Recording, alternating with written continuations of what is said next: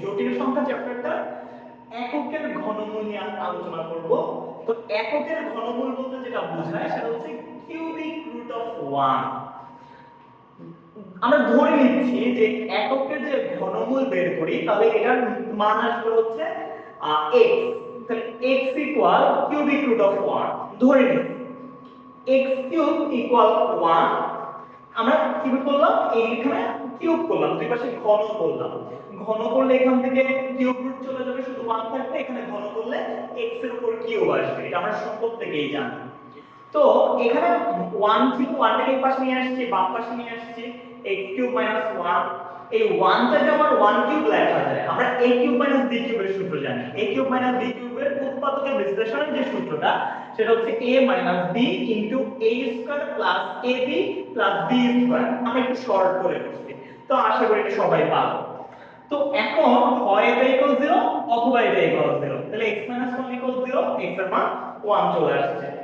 আর x square plus x plus 1 equal 0, এখান থেকে আমরা এটাকে মিডল গ্রাম বা উৎপাদকে বিশ্লেষণ না করে এটাকে আমরা দ্বিঘাত সমীকরণ দিয়ে সমাধান করছি। আমরা জানি যে যদি কোনো সমীকরণ x square plus bx plus c equal 0 হয় তাহলে ওখান থেকে x এর ভ্যালু বের করার নিয়ম হচ্ছে minus b plus minus root over b square minus 4ac divided by twice a। তো আমরা এই সূত্রটা দিয়ে করতেছি। তো যেহেতু এই সূত্রটা দিয়ে করতেছি আমাদের জানা দরকার কার কার মান। আমাদের ক্ষেত্রে জানা দরকার হচ্ছে a এর মান, b এর মান, c এর মান। আমাদের x এর সাথে কিছু নাই, a এর মান 1, x এর সাথে কিছু নাই, b এর মান 1 এবং ধ্রুবক c, c এর মান কত, c এর মান হচ্ছে 1।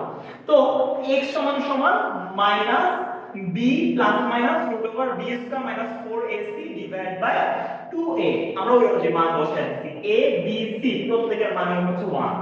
এখান থেকে আমাদের ক্যালকুলেশন করে আমাদের এখানে আসছে root over minus 3। আমরা জানি minus 1 সমান সমান i স্কয়ার, তাহলে root over 3i square. Square root কাটা, তাহলে শুধু i থাকবে, শুধু i থাকবে, 3 এর মধ্যে রুট যেমন আছে তেমনই থাকবে। এখন আমরা যে এককের ঘনমূল বের করলাম, এককের কয়টা ঘনমূল বের হয়েছে? এককের ঘনমূল বের হয়েছে 3টা।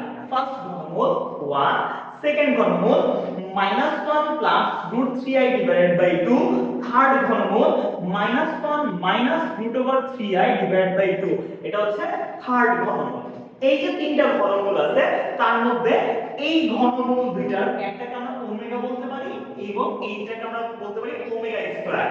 একটা ওমেগা, একটা ওমেগা স্কয়ার। এই যে ওমেগা আর ওমেগা স্কয়ার, এইটা দিয়ে আমরা দুইটা সূত্র আলোচনা করতে পারি। আমাদের দুইটা ফর্মুলা, একটা 1 প্লাস ওমেগা স্কয়ার, তার ভ্যালু হচ্ছে 0, এবং second formula omega cube equal কত 1। এই দুইটা ফর্মুলা দিয়ে আমরা বেশ কিছু ক্যালকুলেশন সলভ করতে পারি। আমরা তার পরবর্তী ক্লাসে সেই ক্যালকুলেশনগুলো নিয়ে আলোচনা করব। ধন্যবাদ সবাইকে, আসসালামু আলাইকুম।